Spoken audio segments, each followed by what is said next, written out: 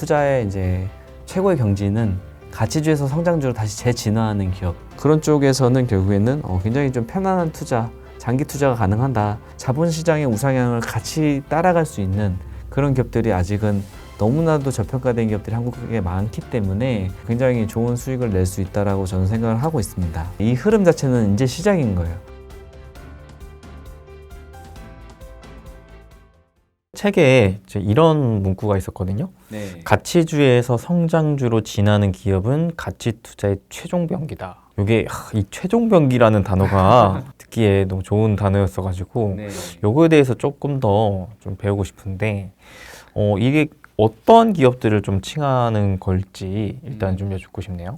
사실 제가 이제 한국 시장에 투자를 하면서 8가지 유형에 대해서 사실 책에 담아놨어요. 이제 중소형 우량주를 발굴하는 방법 8가지를 제시를 해놨고, 그 중에 이제 한 가지 유형으로서 이제 제가 생각하는 투자의 이제 최고의 경지는 가치주에서 성장주로 다시 재진화하는 기업을 꼽거든요. 근데 이 부분에서 의아하시는 분들이 많으세요. 많은 기업들이 산업의 성장기 속에서 가치 성장을 많이 하다가 시간이 지나면서 성장률이 둔화가 되잖아요. 그래서 이제 돈을 여전히 잘 벌고 있으면 이제 성장주에서 가치주가 돼버리는 건데, 그런 기업들 중에서 다시 가치주로 진화되는 케이스를 많이는 못 보셨기 때문에 생각들을 잘 못 하시는데, 소수의 기업들이지만 가능합니다. 한국의 어떤 경제 구조 자체가 미국과 같은 어떤 플랫폼이나 테크를 주도하는 그런 기업들이 많지 않기 때문에 어떤 산업의 경기를 많이 타기 때문에 장기적으로 계속 우상향을 보이는 기업들이 좀 적거든요. 그렇지만 경쟁 우위가 굉장히 뚜렷한 기업들은 다른 결과물을 냅니다. 그래서 이제 그런 기업들이 어떤 케이스가 있는가 하면 보통은 이제 2가지 케이스에 해당되는 것 같아요. 현금 흐름이 굉장히 좋은데 신규 사업에 꾸준히 투자를 하는 거예요. 지금은 돈이 안 되지만 그 신규 사업이 미래 성장 가치를 만들어낼 거라고 생각을 하고 투자를 하는 거죠. 근데 그런 기업들이 결국에는 캐시카우, 즉 본업에 있어서의 현금 흐름이 굉장히 좋기 때문에 할 수 있는 행위거든요. 그런 어떤 쪽에서 성장주로 혁신하는 기업이 있고, 두 번째 스타일로는 이제 전방 산업이 속성이 변해버리는, 철강은 흔히들 말하는 신경제, 구경제로 나뉘었었을 때 구경제에 속하는 전통 산업에 가까운 어떤 산업인데, 전방이 사실은 해상풍력이랄지 LNG랄지 이렇게 전방 자체가 속성이 달라지는 거죠. 그거 같은 경우는 이제 에너지 인프라 산업의 변화 때문에 생기는 일이거든요. 과거에는 많은 사실은 미국에 있는 기업들이 이제 원유를 갖다 썼잖아요, 중동에서. 지금은 미국이 셰일가스 혁명을 통해서 스스로 원유를 생산하면서, 또 이제 러시아 우크라이나 전쟁과 같은 이벤트가 발생하면서 에너지 자급자족의 움직임이 미국이나 유럽에 불다 보니까 거기에서 이제 에너지 인프라 시장이 변화하면서, 과거에는 석유를 캘 때만 주로 사용되었던 관관들, 유정용 관관이나 송유관 이런 것들이 있다고 치면, 이제는 에너지 산업을 위한 육상풍력, 해상풍력에 사용되는 관관들이 사용되거든요. 전방 시장이 변화하는 경우고, 첫 번째 같은 경우에 풍부한 현금 흐름을 기반으로 신규 사업까지 확장하는 기업들 같은 경우에는 지금은 이제 2차전지 소재 기업으로서 각광받고 있는 포스코 퓨처엠이라는 회사가 과거 10년 전에는 포스코 캠텍이라는 회사였거든요. 포스코 캠텍 시절 때에는 모 회사인 이제 포스코한테 그 내화물이라는 걸 공급하는 과거 전통 산업이었어요. 그 기업이 발생시키는 현금 흐름은 굉장히 뛰어났거든요. 그 현금 흐름을 기반으로 해서 결국에는 이제 음극재와 같은 2차전지 소재를 개발하기 시작했고, 10년 전부터 그런 것들이 이제 새로운 성장 가치를 만들어냈듯이 이 2가지 유형들이 있는 것 같아요. 그래서 그런 쪽에서는 결국에는 굉장히 좀 편안한 투자, 장기 투자가 가능하다.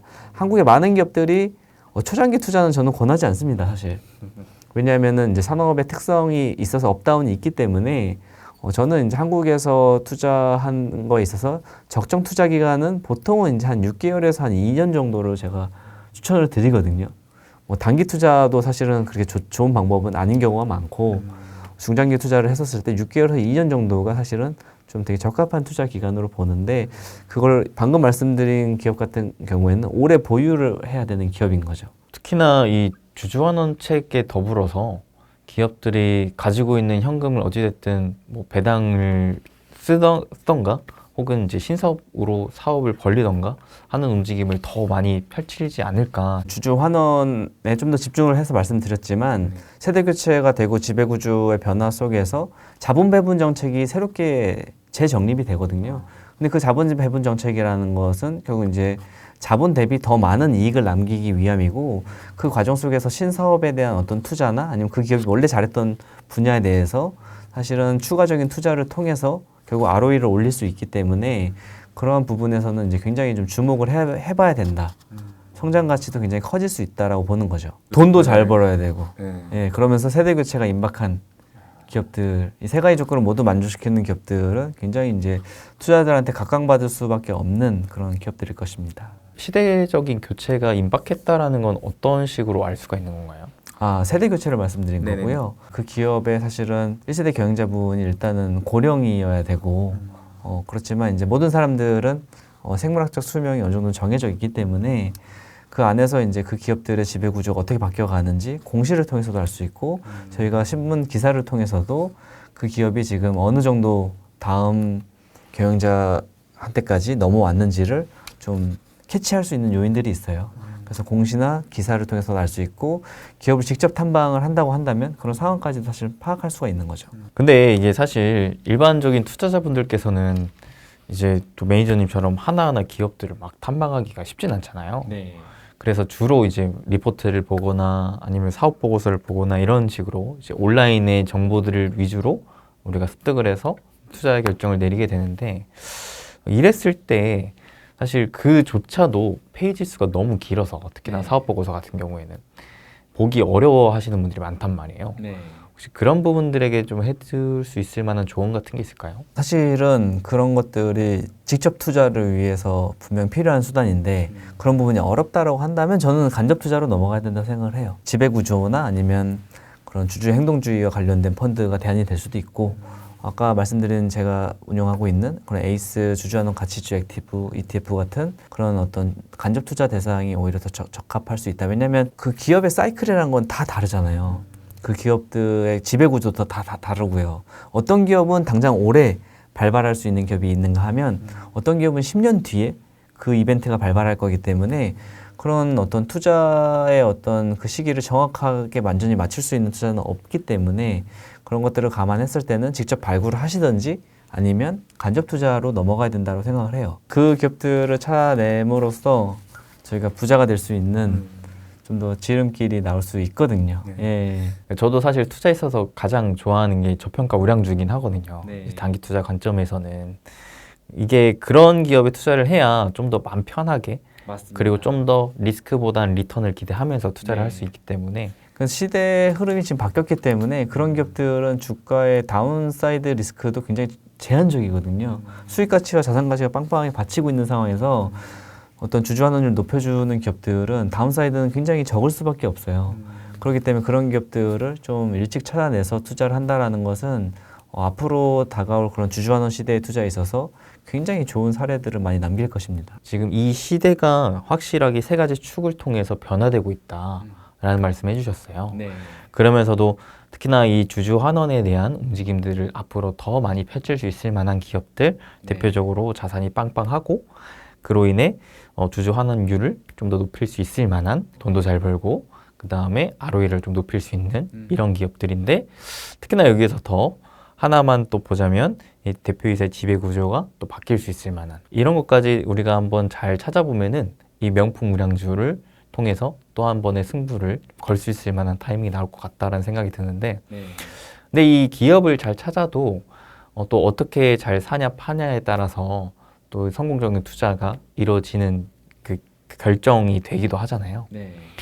최종적으로 이 투자 판단을 내리는 것뿐만 아니라 앞으로 이 현재 시대에서 좀 더 구체적인 투자 전략을 좀 잡아보자면 마지막으로 좀 어떠한 조언을 해주시고 싶은지요? 일단은 한국 자본시장이 우상향을 못했기 때문에 굉장히 조금 질적으로는 성장을 잘 못했던 시장이 된 것 같아요. 양적으로는 시장 성장을 했지만 질적인 성장이 없었기 때문에 지나고 보면 지수는 계속 좀 제자리에 있는 느낌.